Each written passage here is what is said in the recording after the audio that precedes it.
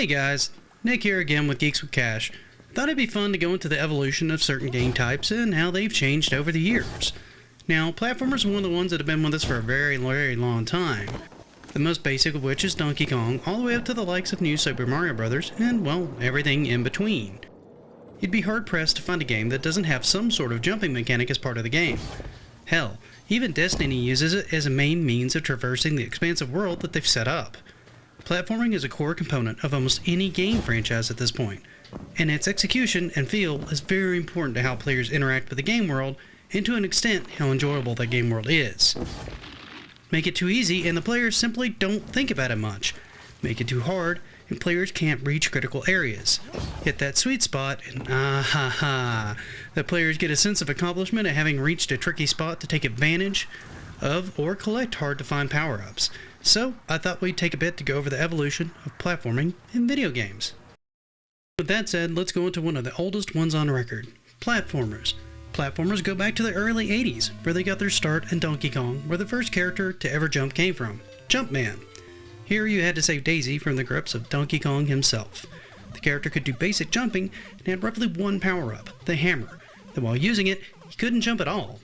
This was notable mostly because it was the first time a character had been able to jump in a game at all, essentially starting up the genre. This is by no means an easy game, with small moving platforms and randomly moving enemies that the main character can't land on at all. This game took precision, timing, and a good bit of luck to succeed at. Jumpbug. I'm betting many of you have not heard of this one. I know I hadn't until I started researching this topic. This game came out a mere 5 months after the release of Donkey Kong, and was basically you controlling a constantly bouncing car through various different stages. All this to a constantly scrolling stage. That's right, side-scrolling stages. 5 months after Donkey Kong. You could move your car back and forth to avoid obstacles as you move along, but you cannot scroll backwards.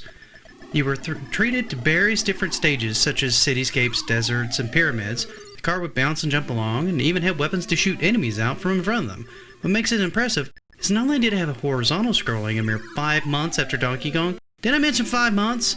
It also did vertical scrolling as well in 1981. Is that not insane? From this point forward, you had a few games that came out, but nothing that stood out as well as, well, Pac-Land.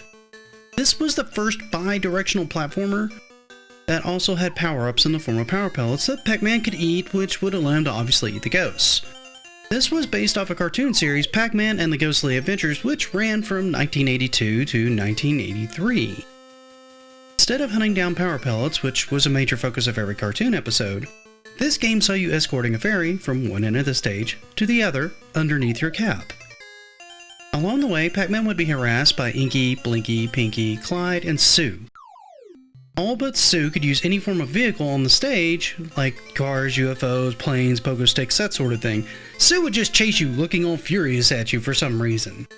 This was a pretty complex game for the time, with all sorts of obstacles to avoid. Platforms that would push you forwards or backwards, rotating platforms, and even springboards.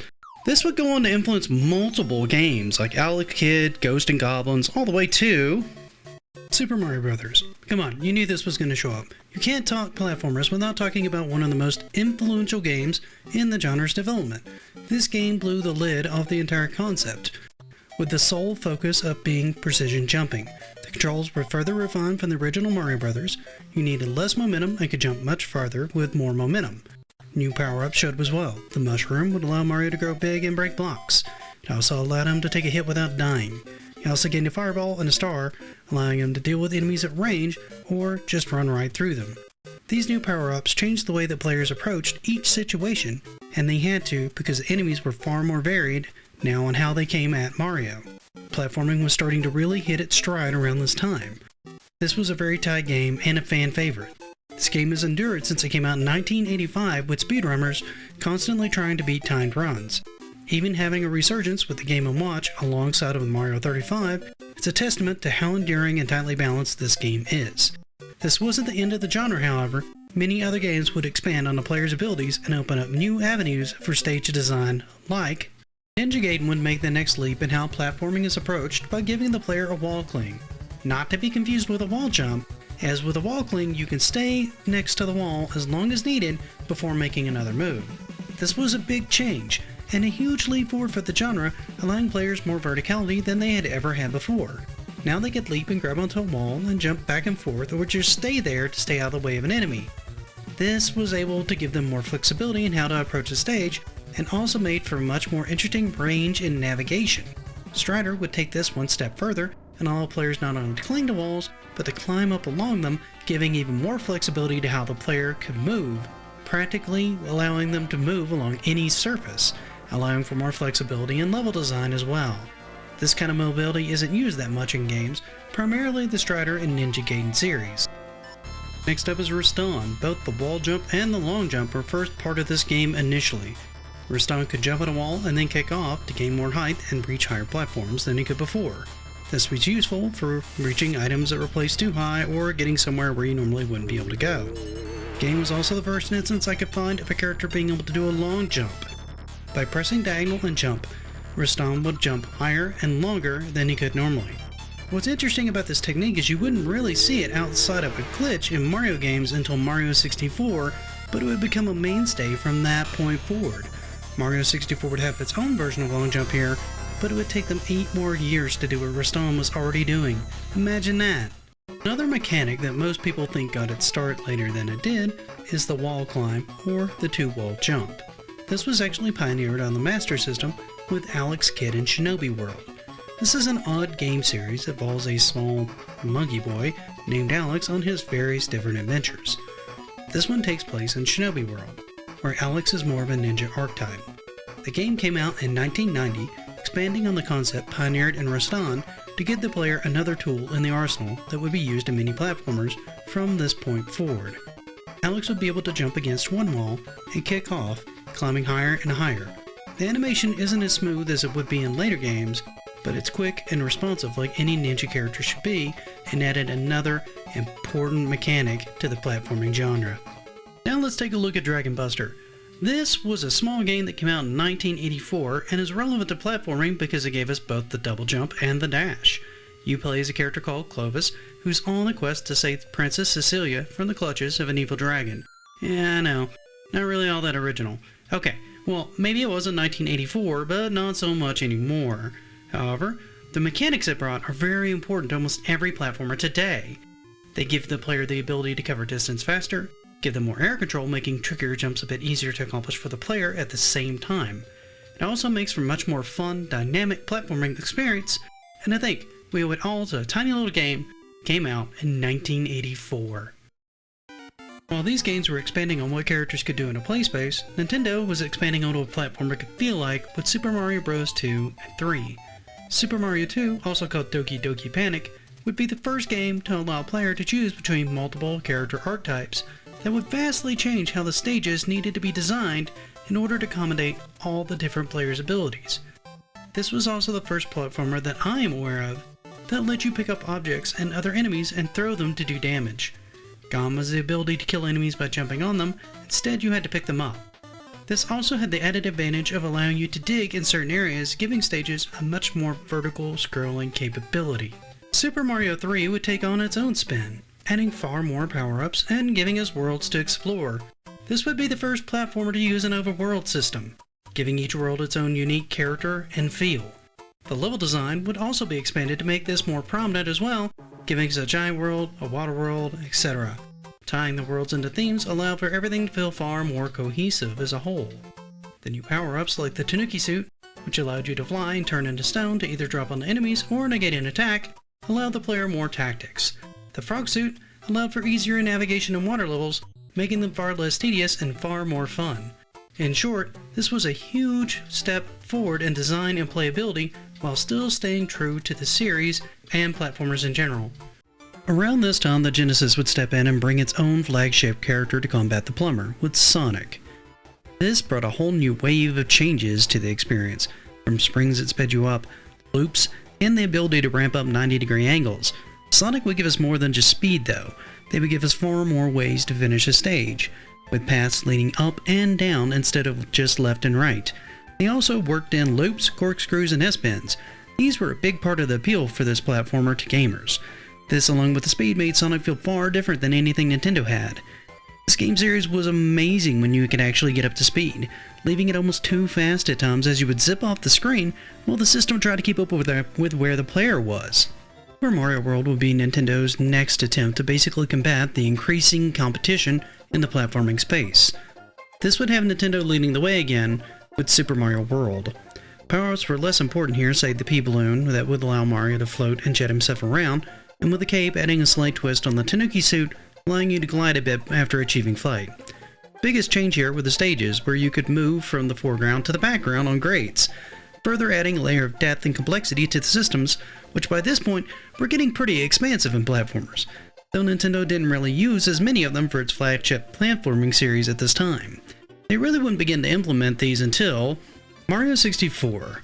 This is where platforming really went 3D. A few had tried this before, but Nintendo handled everything far better and pretty much wrote the blueprint on how a 3D platformer should be designed. It was a revelation. The plumber was finally in 3D. This was a huge game changer for Mario. He didn't have any power-ups, but what he did gain was the ability to wall kick and even long jump, finally working in the mechanics that have been around for a while, integrating not only a single wall kick, but climbing via jumps, even having a wall slide, a variation on the wall cling from Ninja Gaiden. This was one of the first times, at least that I can recall, that all these mechanics were put into one character. This by no means made the game easy. With 120 stars to collect total, this game had enough to keep people busy for months on end. It's a good thing too, since they only had like 3 games on the system for the first 4+ months of release. It's hard to judge just how big this jump was, not only for future platformers, but for other games like Assassin's Creed, Legacy of Kain, the list goes on and on. The base framework here was used as a base point for any number of games moving forward. As games kept moving forward, using all these mechanics, the characters and settings would continue to grow more and more over the years, incorporating other elements such as stealth, flight, even mixing 3D gameplay with more traditional perspective gameplay, to give us some amazingly unique experiences in the gaming industry. Other genres began using these in their games as well. Third-person shooters, first-person shooter games, and open world games would all incorporate these techniques derived from these titles, refining and expanding on them. Nintendo would try to expand on these with Super Mario Sunshine with the flood mechanic, which, while solid, was not as revolutionary as Mario 64 back upon its release. It would take some time to really push the genre forward with Mario Galaxy. This was one of the biggest shakeups in 3D platforming worlds, not because of the mechanics, but mostly due to the fact it really felt like we were exploring a new world. The stages were set up like actual planets, which not only gave you tons of new power-ups, but made the entire game feel far more three-dimensional than it had ever been before. Part of that reason was, while some of the worlds were large in scale and filled the entire screen with their scope, others were super small, and you could see yourself running along them and actually circling them in like less than a minute. Being able to launch off of these and land on another planet and seeing that animation for the first time was a delight and really felt like they had done something special that moved the genre forward. Okay, now we skip ahead a little bit more, and this will probably be a very sizable jump for most of you. Super Mario Bros. U and Mario Maker. Now I know a lot of you may not agree with these choices, but hear me out for a second. Super Mario Bros. U would bring 4 players into the mix on one time on one screen in a cooperative and versus environment. Something I'd not really seen a lot in platformers before was both a competitive and cooperative mode of being able to go through these stages together. Now, it would also bring in new power-ups and combine many of the elements that developed in the past, among other games, while still having that signature Mario style. Meaning you would have like a slide, wall jumps, long jumps, all those got incorporated into one game in a very tight package. Mario Maker would bring the entire legacy of the realm of Mario and put it into the player's hands, giving the player access to limitless levels thanks to the toolkit given to them so that the player could basically build anything that their mind and imagination could come up with. It was something that was originally wasn't going to be released at all until it was mentioned how fun the new tools for training employees and the level design was, convincing Nintendo to release it. Thankfully it was, because it's given platforming fans years and years of entertainment in not just 1, but 2 games. The next time you pick up an open world game, FPS, or really anything that requires precision jumping, dashing, just let you cling to the side of a mountain. I hope you'll take a minute to think back on the long, strange road it took to get to that point. That said, I hope you enjoyed the video, and I'd like to thank you each if you got this far. If you like this video, please give it a like. While you're there, please hit the subscribe button and hit the notify bell. Also, let me know what you think in the comments. Am I spot on? Did I miss anything? Chime in and let me know. Till next time, have a wonderful day, and happy gaming.